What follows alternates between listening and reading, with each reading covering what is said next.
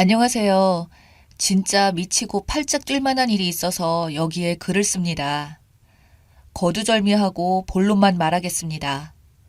두서가 없더라도 이해 부탁드릴게요. 연애 시절부터 저는 결혼은 필수사항이 아니어서 안 해도 된다고 말하곤 했어요. 이렇게 남편을 만날 때마다 강조했던 부부는 결혼을 하더라도 아이 없이 지낼 거라고도 이야기했고요. 남편도 저의 의견에 동의했었고, 우리 둘만 사랑하면 되지 전혀 문제될 거 없다며 아기는 남편도 생각조차 안 하고 있다는 식으로 말하고는 했죠. 연애하고 4년 차에 상황이 물 흐르는 대로 결혼을 하게 되었고, 양가 부모님께는 아이 없이 딩크로 지내겠다 말씀을 드렸어요. 친정은 합의된 사실이면 편한 대로 하라고 하셨고, 시댁은 어머님이 썩 마음에 들진 않으셨지만 남편 생각도 그렇다 하니 아무 말이 없으셨어요. 그리고 결혼을 하고 7개월이 조금 넘었네요. 그런데 요즘 들어서는 남편이 아이를 원하는 눈치입니다. 사랑을 하는데 눈치를 보다가 없이 하려고 한다든지, 물론 제가 위험하다고 생각하며 안 한다고 합니다. 아이들 있는 곳에서는 저 애들 좀 보라며 너무 예쁘지 않냐 그러네요. 또 아기 옷 파는 가게 아시죠? 작은 마네킹에 잘 보이게 진열해 놓잖아요. 지나가다가 그 앞에 딱 멈추더니 여자애들 옷은 진짜 너무 이쁘다며 인형 옷 같지? 그치 자기야? 이런 이야기를 하기에 물었어요. 오빠, 아기 갖고 싶어? 요즘 들어 자꾸 이러네. 그랬더니 아기를 원한대요. 본인 부모님들도 손주를 원하신다 그러고요. 전 애초에 아이 생각 없다 얘기했고 남편도 동의했으면서 이제 와서 이러는 거 너무 어이없어요. 아이를 갖는다는 마음이 손바닥 뒤집듯이 쉬운 것도 아니고 저는 전혀 생각이 없습니다. 하다못해 TV를 봐도 스트레스를 줍니다. 일요일 예능에 아빠가 아이들을 케어하는 프로그램 보면서 아기가 있으면 남편도 저렇게 잘할 수 있다며 제가 듣는 앞에서 호기롭게 얘기합니다. 하루는 시댁을 갔는데 어머님의 친구 손주가 너무 이쁘더라. 친구 손주 재롱에 시간 가는 줄 몰랐다는 등의 이야기를 하시더라고요. 제 앞에서 그런 이야기를 하시는 것도 좀 불편해서 자리를 피하려고 하는데 남편이 옆에 오더니 엄마가 자꾸 그런 이야기로 스트레스 주면 더 아기가 안 생기니까 그냥 모른 척하고 기다리세요. 라고 하는 거예요. 너무 황당하고 어이가 없었죠. 집에 와서 따지고 들었더니 손주를 부러워하시는 부모님이 너무 안쓰러워서 대충 둘러댄 거라고 하더군요. 나 원참, 그럴수록 희망 고문을 하면 안 되는 거 아닌가요? 그러더니 아니나 다를까 그 뒤부터는 어머님이 수시로 전화 오셔서 혹시 아기 가질 생각은 없냐고 물어보십니다. 몇 번 대응을 하다가 차단한 상태고요. 뭐라고 이야기를 해야 할까요? 전 정말 낳을 생각이 없고 제 일을 계속하고 싶어요. 또 육아는 좀 힘든가요? 지금이야 넌 낳기만 해라. 내가 다 키울게. 하지만 낳고 나면 뒤치다꺼리는 제가 다 할 거 뻔히 보이고 주변 친구들 보면 지옥 육아에 힘들어하는 거 한두 명이 아닙니다. 제 몸 망가지는 것도 싫고 출산도 싫었어요. 결혼하면 얘가 어쩌겠어 하는 마음으로 대충 제 비위를 맞춰주는 척 하다가 지금 와서 본색을 드러내는 것 같아서 괘씸하기도 하고 제 뜻을 뻔히 알면서 자꾸 마음을 떠보니 진짜 미칠 노릇이네요. TV며 길거리를 다닐 때며 아이들만 있으면 은근히 아이들이 예쁘다 떠보는데요. 정말 어떻게 해야 할까요? 조언 부탁드립니다. 추가합니다. 댓글 다 읽었습니다. 남편은 한 번도 딩크라 생각하고 산 적이 없다라는 글을 보니 정말 열이 올랐습니다. 시술하라는 댓글을 읽고 점검 전에 제가 시술하겠다니 펄쩍 뛰며 절대 안 된다네요. 그러길래 그럼 오빠가 시술하라고 했더니 왜 본인이 시술을 하냐고 계속 화를 냅니다. 서로 말을 하다가 끝내 뺨 한 대를 맞았습니다. 네가 언제까지 젊은 것 같냐면서 씩씩대더니 손찌검을 해서 미안하다며 생각 좀 하고 온다면서 나갔습니다. 저도 너무 어이가 없고 맞은 것도 기가 막혀서 서러워서 울다가 진정 좀 하고 글을 추가합니다. 전 예체능 종사자고요. 너무 다행스럽게도 수입이 꽤 들어오고 있어서 남편과 거의 비슷하거나 제가 더 버는 달도 있습니다. 빚이 있어도 혼자여도 부족하지는 않아요. 비록 짧은 기간이었지만 그동안 가정의 기여도도 남편은 거의 없음에 가깝고요. 제가 프리랜서로 일하다 보니 연주나 수업이 없는 시간은 다 자유라 대부분 제가 부담했어요. 몸을 쓰는 직업이다 보니 임신 기간이 절대적으로 방해라고 생각을 했고요. 이 모든 이유를 들어 이야기를 해도 돈은 자기가 벌 테니 걱정 말고 다시 생각해 보라네요. 말도 안 되죠. 제가 더 잘 버는데 이해를 못하는 것 같습니다. 딩크를 반복하는 것도 이혼 사유지만 뺨을 때렸다는 것으로 이혼의 사유가 또 생기고 말았네요.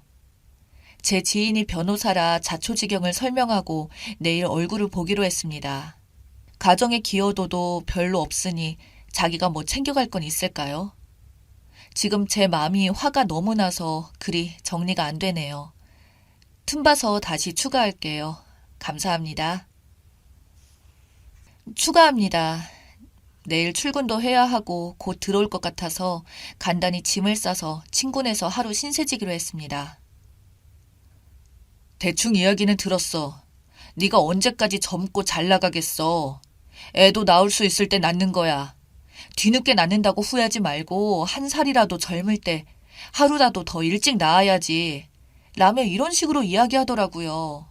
제가 고개 빳빳이 들고 난 낳을 생각이 없는데 애를 안겨주느니 마느니 혼자 난리야? 나는 40까지는 젊게 살 수 있을 것 같은데? 라고 하다가 맞았습니다. 사진은 당연히 찍었고 첨부하려 했으나 맞은 부위가 너무 눈과 가까워서 지인들은 누구인지 알아볼 수 있을 것 같아서 첨부하지 않겠습니다. 내일 변호사 만나러 가는지 저놈은 생각도 못할 거예요. 변호사 만나서 할 얘기거리만 더 만들어주네요. 저도 차라리 주작이었으면 좋겠습니다. 7개월 만에 이렇게 되리라고는 꿈에도 생각지 못했으니까요. 결혼만 하면 동화처럼 행복하게 사는 줄 알았는데 이러고 있습니다. 하지만 맞고 사는 여자가 되고 싶진 않아요. 지금 마음 같아서는 빨리 마무리하고 싶고요. 다들 주말 잘 마무리하세요. 후기입니다. 기억하는 분이 계실지 모르겠지만 2년 전 글 썼던 사람입니다. 벌써 많은 시간이 흘렀네요. 저는 이혼을 했고 많은 분들이 염려해 주신 덕분에 나름 깔끔하게 이혼했다고 생각을 합니다. 오랜 시간 얽히고 싶지도 않아서 길게 이것저것 재고 따지지도 않았고 차라리 손해를 보더라도 오래 생각하기 싫어 그냥 최대한 빠르게 마무리를 했습니다. 마음먹으니 이혼은 정말 아무것도 아니었습니다. 그 당시 저는 진단서부터 발급받았고 최대한 만나지 않으려고 했습니다. 언제 돌변해서 폭력을 휘두르는 남자는 역시 한 번 본성을 보이니 술 먹고 집 앞에 찾아와서 행패를 부리네요. 차라리 7개월 만에 저런 본성을 안 게 다행이었고 혹시라도 전 남편 말에 홀려 아기라도 안 가진 게 다행이다 싶었죠. 저를 때렸다는 것 자체가 정이 다 떨어졌기 때문에 오히려 이별이 쉬웠습니다. 딩크인데 왜 수술을 하지 않느냐는 말에 저는 몸으로 돈을 버는 사람이라 몸 컨디션이 조금이라도 흐트러지면 그 여파가 오래 남아 아무리 간단한 시술이라도 예민하게 받아들이게 되더라고요. 이번 소송이 완전히 끝나고 다시 혼자가 된 저는 맡았던 학생들을 믿을 만한 다른 선생님께 보내고 20대에 유학하던 이탈리아에 돌아가서 다시 자리를 잡았습니다. 이때가 7월이었어요. 다시 못 만날 줄 알았던 사람들과 마주보고 이야기를 하니 정말 행복하더라고요. 모두가 나를 반겨주는 곳에서 새롭게 시작을 했습니다. 저는 감사하게도 교수님들과 아직 남아있는 함께 유학하던 친구들, 또 유학 시절 가깝게 지내다 왕성히 활동 중인 사람들의 도움으로 이탈리아에서 자리를 잡고 어렵지 않은 형편으로 지내고 있었어요. 지금은 전염병 여파로 한국에 돌아왔다가 아직 돌아가지 않고 한국에서 지내고 있습니다. 월세는 아깝지만요. 한국에서 마음 편히 지내다 보니 당시 썼던 글이 생각나 후기를 남깁니다. 저는 체구가 작습니다. 키도 작고 덩치도 작아요. 뺨을 맞았는데 정말 얼굴 반쪽이 다 부어오르고 터졌습니다. 너무 아팠지만 맞았다는 사실도 정말 슬펐고 그보다 더 화났던 것은 그렇게 때리고 마치 어쩔 수 없이 때렸다는 듯한 그 자식의 태도와 눈빛이었죠. 그건 또 무슨 다른 폭력을 예고하는 것 같았거든요. 그래서 진단서와 사진만으로도 충분히 이혼 사유가 되었고 시댁에서도 저를 붙잡지도 함부로 대할 수도 없었죠. 주작인 것 같다고 하시는 분들 때문에 또 다른 상처까지 받았고 짧았던 결혼 생활이었지만 후회는 하지 않아요. 누구나 실수는 할 수 있는 거니까요. 그리고 화장실 들어갈 때랑 나올 때가 다른 남자, 폭력 쓰는 남자랑 사느니 이혼녀 딱지를 끄는 지금의 제가 더 훨씬 행복합니다. 같이 아는 사람이 있어서 한국에 와서 만났다가 별로 알고 싶지 않았던 전 남편 소식을 알게 되었습니다. 벌써 재혼을 한다네요. 그런데 속도 위반으로 시작하는 결혼이라고 하더군요. 그렇게 바라던 아이. 이전에는 전 남편이 철저히 숨겨서 미처 몰랐던 아이 먼저 가지고 시작하는 결혼 축하라도 해줘야 할까요? 그런데 사실 기분이 더럽다던가 내가 화난다던가 하는 마음조차 1도 없습니다. 그만큼 예전의 정이 다 떨어진 것이겠죠. 한때 사랑했던 사람, 지금은 떠올리기조차 싫은 사람이 되었다는 사실 자체가 서글프네요. 얼굴도 모르는 사람들에게 받는 위로가 큰 힘이 되었습니다. 저는 이제 아주 잘 살고 있고 그때보다 마음이 훨씬 편해졌습니다. 저는 지금 잘 지내지만 남자와 단둘이 있는 게 좋은 일이기는 해요. 가끔 그때 일을 악몽으로 꿀 때면 수면제가 있어야지 잠이 드는 날이 있기도 하지만 그래도 언젠가는 극복할 거라 생각하면서 지내고 있습니다. 저 같은 일을 겪는 분이 또 안 계셨으면 좋겠어요. 진심으로요. 머릿속으로는 분명히 이혼이 답인데 세상에 홀로 서기 두려워서 혹시 나이 때문에 힘들고 고통을 겪고 계시는 분들이 안 계셨으면 좋겠습니다. 생각보다 인생은 길고 우리는 행복하게 살 수 있어요. 더운 여름 잘 이겨내시고 주말 잘 보내세요.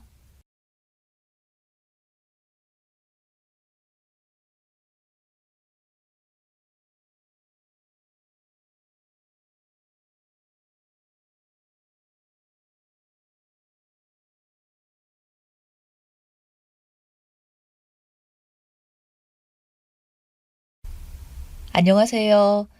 작년 겨울에 하나밖에 없는 우리 오빠가 장가를 갔어요. 저에게는 당연히 새언니가 생겼고요. 보통 새언니가 사이다면 싫어지는 경우가 많다는데 저는 우리 새언니 덕에 새 삶을 살고 있어요. 지금부터 저의 암흑이었던 삶을 제 2의 인생을 만들어주고 저희 집안에 사이다를 쏘아준 새언니 썰을 좀 풀어볼까 합니다. 글재주가 없어 재미가 없을 수 있으니 그건 좀 양해를 부탁드립니다. 저희 집은 소위 헬게이트입니다. 우리 엄마 아빠지만 가부장 사상에 찌들어져 있습니다. 밥 먹을 때도 오빠랑 아빠만 큰 상에 고기랑 생선 산적 올려놓고 먹고 저와 엄마는 부엌에서 나물 무친 것과 오빠와 아빠가 먹고 난 것을 먹습니다. 이게 말이 되냐고요. 네, 말이 됩니다. 저희 집에서는 말이죠. 제가 올해 22살인데 새언니가 시집을 오기 전까지 따뜻하고 새로 지은 흰쌀밥을 먹어본 적이 거의 없는 것 같습니다. 꼭 밥 남아도 새로 밥해서 오빠, 아빠 주고 저랑 엄마는 식은 밥을 감사히 먹었습니다. 엄마가 너무 당연하게 그렇게 하니까 저도 별로 이상하게 느껴지지도 않았던 것 같습니다. 그냥 우리 집이 좀 가부장적이고 유별나다 정도?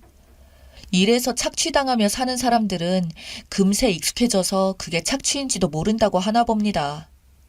각설하고 오빠가 작년 겨울에 결혼을 했습니다. 이날을 기점으로 저에게 오빠는 오빠놈에서 오라버님으로 탈바꿈했습니다. 평생 엄마의 미칠 듯한 과보 아래에서 저를 자기 노예처럼 부리다가 여자 하나 잘 만나서 사람이 된 것이죠. 진짜 언제부턴가 수상하긴 했습니다. 평소에 내가 찬밥을 뜨건 찬밥을 먹건 설거지를 산만큼 하든 쥐뿔도 나 몰라라 했던 게 가끔씩 집에 와서 밥을 먹을 때 자기 몫으로 상에 올려져 있는 고기를 덜어서 나 주고 오빠가 그러니까 아무도 아무 말 안 합니다. 제삿날이라 설거지 빌렸을 때 엄마가 저보고 하라고 하고 나갔는데 엄마 나가니까 옆에 와서 거들어도 줬습니다.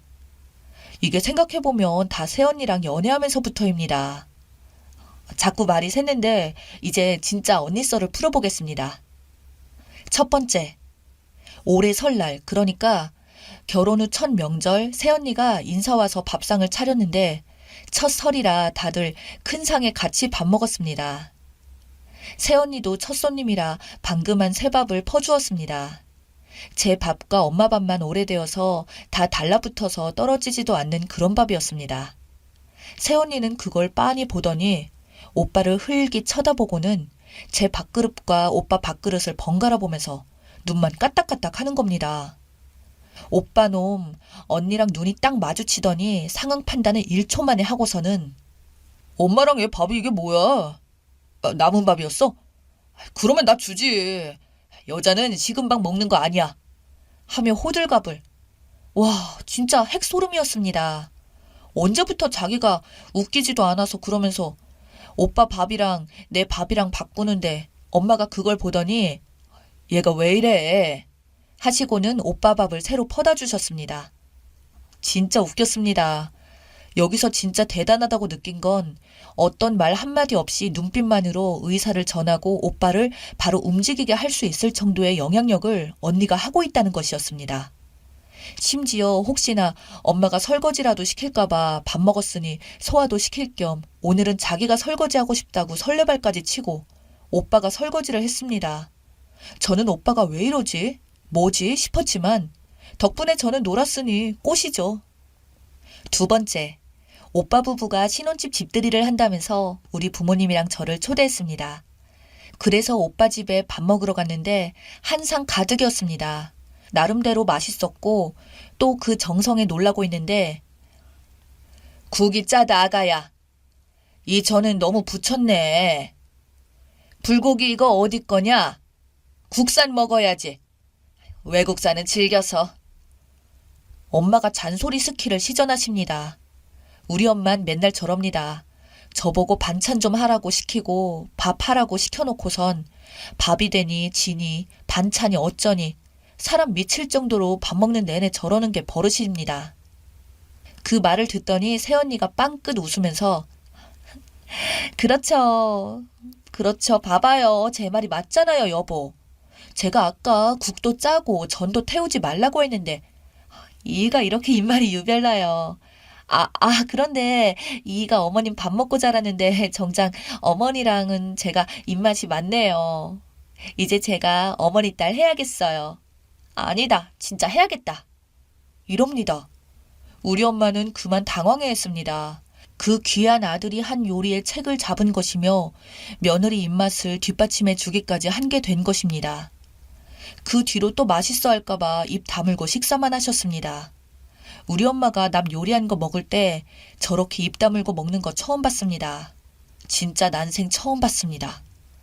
그러고 집에 와서 또 제 반찬에 트집을 잡길래 오빠도 그렇고 나도 그렇고 엄마랑 입맛 맞는 새언니한테 가서 요리 배워야겠다 했더니 다시 말이 쏙 들어갔어요. 덕분에 편안히 플러스1 되었습니다. 세 번째, 오빠 부부가 우리 집에 온 날 오빠가 잠시 외출한 틈을 타서 이것도 새언니 멀미한다고 약 사러 간 거였습니다. 엄마가 새언니를 맞은편에 앉아 혼내기 시작했습니다. 시부모 댁에 문안 인사 꼬박꼬박 드리고 시댁에도 자주 오고 해야지. 안 그러면 가정교육 못 받았다고 네 부모가 욕먹는다. 하시는 겁니다. 새언니가 잠시 동안 엄마를 쳐다보더니 또 특유의 생긋 웃음을 지었습니다. 아, 저희 엄마는 당신 욕 먹어도 좋으니 제 몸, 마음 편한 것만 생각하라고 누누이 가르치셨어요. 시집 오기 전에 제가 많이 듣는 말이 네가 어디 가서 처신을 잘하고 다녀서 내 얼굴에 금칠을 해주는 게 효도가 아니다. 네가 행복한 게 진짜 효도다 하셨는걸요? 이해해 주실 거예요. 약간 철없는 부잣집 아가씨. 그렇지만 밉지 않고 싱그러움이 넘쳐 흐르는 말에 엄마는 당황했습니다. 너무 천진하게 나긋나긋한 말투로 저러니까 반박하기가 되게 쉽지 않았습니다. 그 후 몇 가지 잔소리를 계속 시전했지만 당장 하지 못하는 거. 밥은 네가 해라. 남편 시키지 말고. 이런 건 그냥 네네. 간단한 답변으로 씹어버리더군요. 누가 봐도 진심 아님 1000%. 그리고 오빠 들어오고 아무 일 없었다는 듯 천연덕스럽게 잘 놀다 가셨습니다. 네 번째, 제가 이걸 쓰게 된 이유입니다. 저는 통금이 10시입니다. 제가 대학생인데 그나마 9시였던 거 대학생 되고 1시간 늘려준 겁니다. 외박 절대 안 됩니다. 기가 막힌 일이지만 학교 MT도 못 갔습니다. 한 번씩 친구 집에서 자자고 하거나 파자마 파티라도 하자고 하면 진짜 너무 속이 상합니다. 5분이라도 통금 시간을 어기면 아빠가 그냥 집을 나가라고 미친 듯이 난리가 납니다. 한 번 시험 기간에 친구들과 강의실에서 공부 좀 하다가 잠깐 잔다는 게 30분을 자버려서 놀래가지고 급하게 짐 챙겨서 집에 왔는데 그때 20분 늦었다고 현관 비밀번호를 바꿔놓으셨더라고요. 다시는 안 늦겠다고 빌고 빌었더니 그제야 문을 열어주셨어요. 그리고 들어갔더니 아빠는 준비를 다 해놓으셨더라고요. 엄마처럼 잔소리 무한루프를 하는 게 아니고 아주 소리치며 짐까지 쌓아놓으시고 앞으로는 통금 시간 5분이라도 어기면 제 짐을 싸서 그대로 1층에 내다 버리겠다고 으름장을 놓으셨습니다. 그래서 그 뒤로는 꼭 지킵니다. 그런데 얼마 전에 오빠 부부가 우리 집에 와 있는데 어쩌다 통금 얘기가 나왔습니다. 그러자 새언니가 배시시 웃으며 저도 통금이 있었는데 매일매일 어기고 늦게 들어가니까 어느 순간 흐지부지 없어진 거 있죠. 젊음의 특권은 반항이고 청춘이잖아요. 라며 까르르 말하는 겁니다. 우리 아빠 새언니한테 정말 약합니다. 저한테 정말 세면서. 처음 봤을 때부터 새언니가 마음에 든다고 하셨습니다. 우리 아빠가 첫눈에 당신 마음에 든다고 하는 거 처음 봤던 것 같습니다. 요즘 애들처럼 되바라지지도 않았고 어른 무서운 줄 모르고 방실방실 잘도 웃으면서 얘기한다고 칭찬입니다. 안 그래 보이는 거 알지만 우리 아빠한테는 핵 칭찬입니다. 우리 아빠가 언니 말에 다 찬성하고 있고 오빠가 오히려 바짝 긴장하면서 있고 남편이고 아들이고 다 이러고 있으니까 속에서 열불이 나는지 엄마가 끼어드셨습니다. 예, 괜히 엄한 바람 넣지 마라. 세상이 어떤 세상인데. 새언니는 눈 깜빡하더니 맞아요. 세상 험하죠. 요즘. 진짜 이번에 아가씨 생일 선물은 호신용 전기 충격기 같은 거 사드려야겠다. 여보 어때요? 좋지 좋아. 진짜 22년간 알아온 내 오빠가 맞나 싶었습니다. 저기 팔불출 같은 놈은 누구지? 싶지만 좋아 보입니다. 진짜 정말 나쁜 친구들하고 어울릴 수도 있고 통금을 꼭 지켜야지. 아빠가 고집을 조금 부렸습니다. 아버님. 아버님 밑에서 22년이나 배우고 자란 딸인데 그럴 리가 없잖아요. 얼마나 현명하고 사리분별 확실히 하시는데요. 진짜 만약에 혹시라도 나쁜 친구 사귀면 제가 도시락 싸들고 쫓아다니면서 말릴 테니까 저만 믿어주세요. 이러면서 아빠가 또 아무 말 못하게 하고 저한테 아가씨 나이가 얼마나 꽃답고 예쁜지 잘 모르죠. 그때가 지나면 하고 싶은 거 못하는 것들이 많아요. 나중에 억울하면 나 자신한테 너무 미안하잖아요. 원래 엄마 아빠 잔소리는 반만 새겨듣고 반은 흘려두고 해야 건강한 청춘인 거예요. 그렇죠 아버님. 또 특유의 까르르. 진짜 너무 해맑고 티끌 하나 없고 아기같이 천진난만하면서도 차근차근 차분하고 우아하게 말을 해서 뭐 더 할 말이 없어졌습니다. 엄마도 아빠도 이제 말로는 새언니 못 이기는 거 아시니까 그래도 적당히 들어오고 너무 늦으면 다시 통금 부활할 테니까 라며 괜히 저한테 말을 했습니다. 결론은 아빠가 백기를 드셨습니다. 나의 22년의 투쟁이 22분도 안 되어 끝낼 수 있었다니. 저한테도 어머니 아버지 걱정하시는 마음 당연한 거니까 우리 반항은 아가씨 생일 선물은 받은 뒤부터 하기로 약속해요. 내가 어마어마한 선물 준비할게요. 쇼핑하자 쇼핑. 여보, 이건 생활비에 썼어요? 아니면 제 용돈인가요? 내 용돈으로 써. 내 동생 생일이니까 당신이 잘 골라주고 라며 다시 호구 인증하는 오빠. 그렇게 대충 마무리되니까 낭만을 안주 삼아 청춘을 위해 한잔 해요. 아가씨 보니까 너무 부럽다. 어머니 아버지, 다음엔 우리도 청춘 여행 가요. 가평 같은데 MT 어때요? 라며 또 양보하고 또 찜찜하신 부모님 기분을 풀어드렸습니다. 제가 새언니가 진짜 대단하다고 느끼는 게 이겁니다. 항상 새언니가 말한 대로 되고 새언니 뜻대로 되는데 오빠는 되려 그게 좋아 죽고 아빠는 진짜 은근히 마음 여리고 저러는 거 좋아하는 건 처음 알았습니다. 되게 행복해 하십니다. 엄마는 좀 아직 찜찜해 하시고 새언니가 잘해보려고 하시는 거 알겠다고 하시는데 새언니가 너무 똘똘해서 걱정인데 밉지는 않다고 말씀하십니다. 저는 이미 언니의 광팬입니다. 집에 사람 하나 잘 들이면 이렇게 좋다는 걸 이번에 절실히 알게 되었습니다. 요즘 사이다 가족들 이야기가 많길래 저도 우리 새언니가 너무 좋아서 여기에 좀 풀어봤어요. 우리 가족 이대로 쭉 화목하고 행복하게 잘 살았으면 좋겠어요.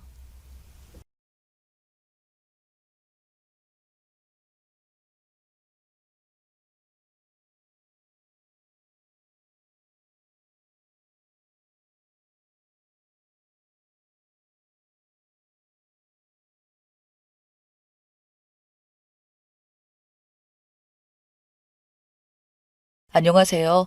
저는 결혼한 지 이제 1년 차 30대 남성입니다. 제 고민을 한번 들어주시고 이곳에 현명하신 분들의 조언을 참고 삼아서 결정하려고 합니다. 제가 좀 아내한테 질릴 만큼 질려서 사연을 쓰다가 혹시 어느 정도 말이 거칠 수 있으니 미리 양해의 말씀 좀 드리겠습니다. 제가 아내를 처음 만나게 된 건 2년 전이에요. 제 나이도 어느덧 30대 중반을 향해 가고 있었고 집에서도 결혼을 하라는 압박이 장난이 아니었거든요. 그래도 저는 선을 보고 결혼하고 싶다는 생각보단 자연스러운 만남을 추구했었지만 지금은 나이 먹고 여유가 없어 진짜 가리지 않고 사람들을 만나기 시작했죠. 예전에는 부끄러워서 주변에 소개해달라고 말한 적도 없었는데 그때는 진짜 친구들, 친척들 다 포함해서 소개해달라는 말을 아주 적극적으로 했습니다. 그렇게 제가 적극적이다 보니 그만큼 꽤나 많은 여성분들의 소개를 받을 수 있었고 카톡을 주고받으며 몇 번의 만남까지도 가져본 적도 있었지만 생각보다 저랑 안 맞는 분들이 많더군요. 그렇게 계속 마음이 조급할 때쯤 지금의 아내를 만나게 되었습니다. 아내는 저보다 4살 어린 28살로 제 친구의 아는 동생이라고 하더군요. 아내는 중학교 때부터 싱가포르에 혼자 살았고 학창시절 때는 장인어른이 대기업에 다니고 있어서 돈도 꽤 있어 그 돈으로 아내랑 처제를 싱가포르에 보낼 수 있다고 하네요.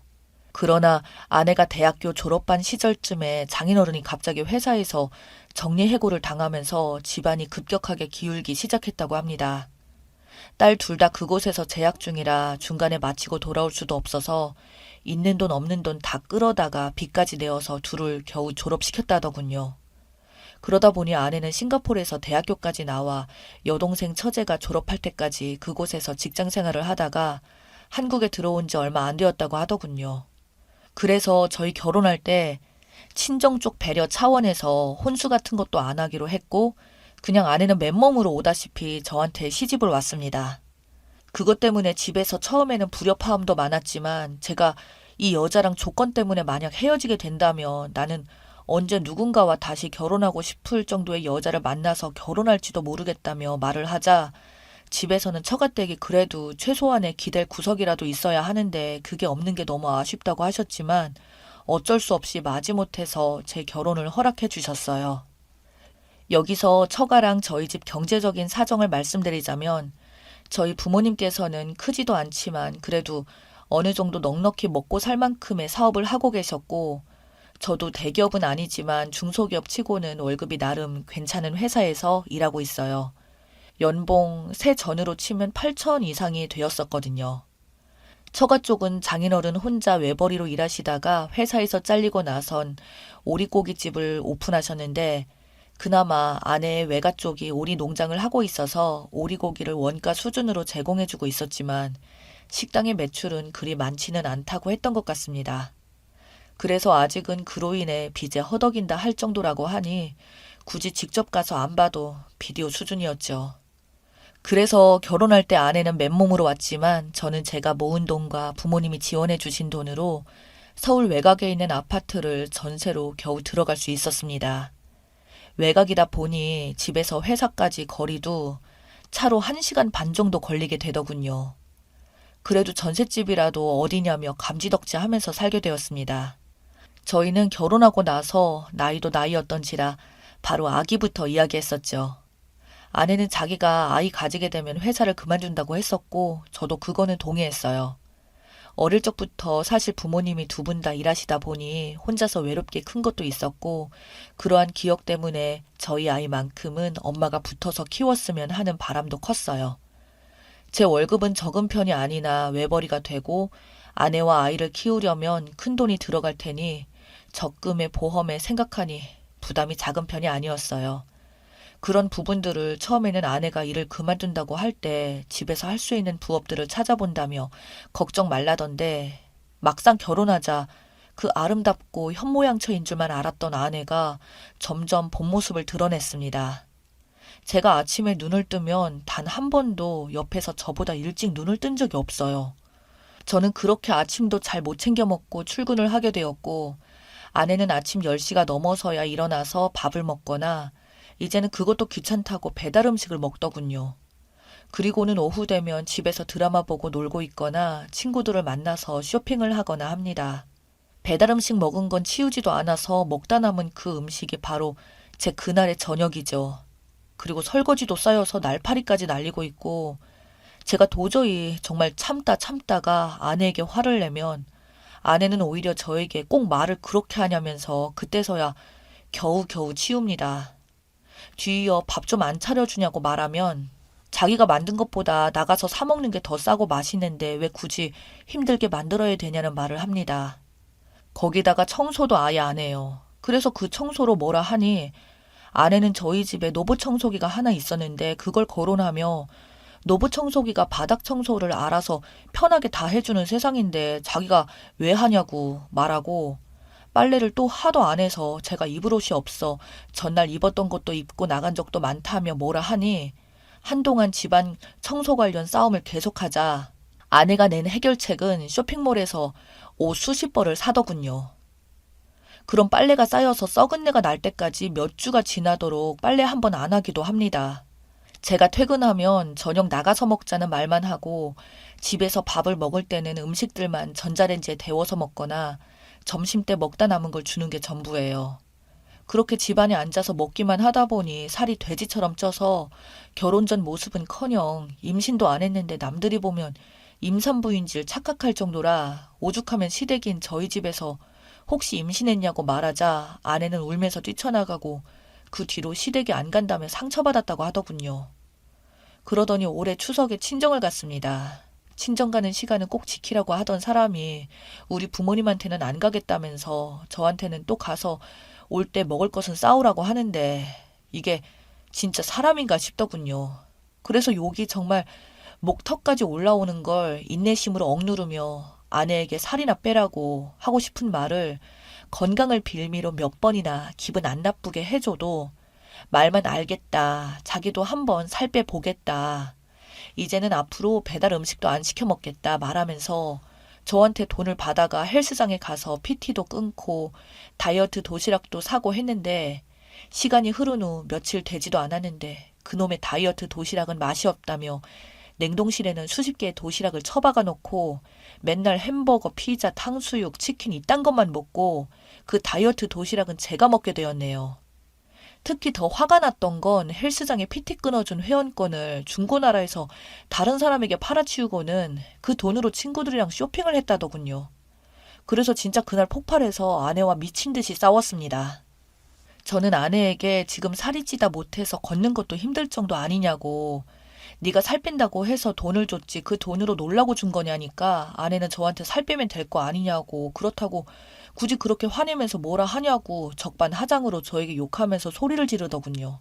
여전히 다음날 치킨 시켜 먹고 집안을 진짜 돼지우리처럼 해둡니다. 그리고 초기에 아기 가지기로 한 것도 저 솔직히 가지기 싫었습니다. 지금 아내의 돼지 같은 모습 보고 있으면 비위가 상해요. 그래도 아내에게 그런 말을 할 수가 없으니 아내한테 미안하다고. 오늘은 정말 피곤하다며 그렇게 몇 번이나 거절한 게 6개월이 되자 그때부터 아내는 어느새 의부증이 걸린 여자 마냥 분명히 제가 바람을 피우고 있다며 제 핸드폰을 수시로 뒤져보고 어떤 년인지 당장 말하라며 절대 이혼을 못 해준다고 말하더군요. 정말 혼자 북치고 장구치고 하는 아내에게 저도 너무 화가 나서 결국 터뜨렸습니다. 네 몰골을 한번 거울로 봐보라고. 집안을 돼지우리로 만들고 먹기만 하고 살림이라고는 하나도 하지 않고 집안이 진짜 개 돼지우리가 따로 없다고. 내가 회사에서 일하는 이유가 너를 돼지로 만들려고 일하는 거냐고. 아이 가지고 싶은 마음도 솔직히 눈꽃만큼도 지금 안 생긴다고 소리를 지르자 아내는 곡소리를 내며 울면서 친정에 가버리더군요. 그 이후 장인 장모까지 저에게 찾아와서는 금쪽 같은 자기 딸한테 돼지가 뭐냐며 말하는데 제가 너무 생각이 짧았던 게 아내가 나가고 나서 집을 제가 청소를 싹 다 해둔 게 문제였어요. 저는 장인 장모님에게 집안꼴 돌아가는 걸 제대로 못 봐서 지금 그런 말들을 하시는 거라고. 저도 말 나온 김에 도저히 아내랑 못 살겠다며 여태까지는 정말 책임감 하나 때문에 진짜 얼굴만 봐도 욕 나오던 거 참고 살았는데 도저히 못 버티겠다고 이혼해야 되겠다며 여태까지 제가 당한 거 전부 다 실토하듯이 말했습니다. 그렇게 알아듣게 모든 걸 다 말씀드렸는데도 불구하고 장인 장모는 자기 딸이 절대로 그럴 리 없다고 말하는데 저는 아내를 손가락으로 가리키며 저 사람 몰골을 보고도 그런 말씀이 나오냐니까 기가 막히게도 자기 딸이라 팔은 안쪽으로 굽더군요. 저는 이미 마음 떠났으니까 이 여자 데리고 당장 나가라고 해도 장모는 저에게 고래고래 소리를 지르며 저보고 사람이 어쩌면 그럴 수가 있냐는 둥 난리를 치더군요. 자기 소중한 딸을 이용해 만큼 이용해 먹고 버린다면서 꽃다운 자기 딸 꼬셔다가 제가 바람이 났다면서 그때부터 저를 마치 조강지쳐 버린 쓰레기로 만들어서 정신승리를 하시더군요. 제가 아내와 관계를 거부하고 아이를 안 만들려고 한 이유가 여자가 생겼다는 걸로 생각하고 결정을 내버리더라고요. 그래서 아내 보고 증거 있냐니까 자기 심증이 명백한 증거라면서 이렇게 자기가 남편 바람 피우는 것도 눈 감아줬는데 그 고마움도 몰라주고 나 같은 조강지처를 버린다면서 난리를 치던 아내를 보니 진짜 사람으로서의 정이란 정조차도 다 사라졌습니다. 저는 아내에게 뭐가 되었든 간에 나는 너랑 무조건 이혼해야겠다고. 네가 안 하면 변호사도 살 거라니까 아내는 그럼 제가 바람 피운 거라고 위자료로 2억을 달라는 겁니다. 정말 또 기가 막혔죠. 위자료 거론하면 너가 아니라 내가 너한테 위자료를 받아야 될 판인데 지금 정말 개념 없이 위자료를 말하냐고. 결혼해서 너 올 때 혼수부터 가전제품, 집까지 모두 다 내가 한 거니까 그냥 너는 빈몸으로 왔다가 여태 잘 놀았으니 그냥 나가라고 말하니 아내는 절대로 자기는 이렇게 못 나간다네요. 아내는 저를 어떻게든 외도한 인간으로 만들어 보려고 저희 회사까지 찾아와서 난동을 피웠고 저는 그날부로 너무 지치고 질려버렸습니다. 현재는 변호사를 찾아가 이혼 소송 중에 있어요. 증거도 없이 자기가 말하는 명백한 심증이라는 터무니없는 증거로 저를 몰아가고 온갖 드라마를 다 쓰는데 아무것도 먹히지 않고 맨손으로 탈탈 털린 채로 쫓겨날 것 같자 이제는 저한테 눈물공세로 말합니다. 우리 예전에는 좋았잖아 라며 부드럽게 말하며 친정에서 이제 운동도 시작했고 다이어트도 제대로 하고 있다면서 자기가 바뀔 수 있다고 말하는데 인간이 어떻게 쉽게 변합니까? 솔직히 지금 저렇게 저한테 아쉬운 소리 하는 것도 실질적으로 저한테 받을 수 있는 게 단 하나도 없다는 걸 아니까 저러는 거잖아요. 만약 위자료나 재산 분할 다 되었으면 저 여자가 저렇게 나왔을까요? 저는 절대로 아니라고 봅니다. 정말 아내가 제가 일하고 있는 회사까지 찾아와서 그 난리를 칠 때 그 표정에서 저 여자가 어떤 여자인지 저는 확실히 깨달았거든요. 그런 짓까지 해놓고 이제 와서 제가 외도한 것도 없고 모든 게 자기한테 불리하게 돌아가니까 언제 그랬냐는 듯 가증스럽게 웃으며 우리 화해하자며 내가 앞으로는 다이어트도 열심히 하고 집안 청소, 빨래도 하고 가정주부로서 정말 노력한다는 저 여자를 저는 절대로 용서할 생각도 믿을 마음도 안 생기네요. 저희 집에서도 제가 이혼남이라는 딱지를 붙는 게 내심 속상해 하셨지만 어머니는 그 애는 진짜 아닌 것 같다며 무조건 이혼하라고 말씀하시고 아버지는 저에게 판단을 맡긴다네요. 처가 쪽에서는 무조건 제발 봐달라고 말하고 있는 상태이고 아내는 이제 와서 벌벌 기고 있고요. 그래도 이거 이혼하는 거 맞는 거겠죠? 현명하신 분들의 대답을 듣고 싶네요.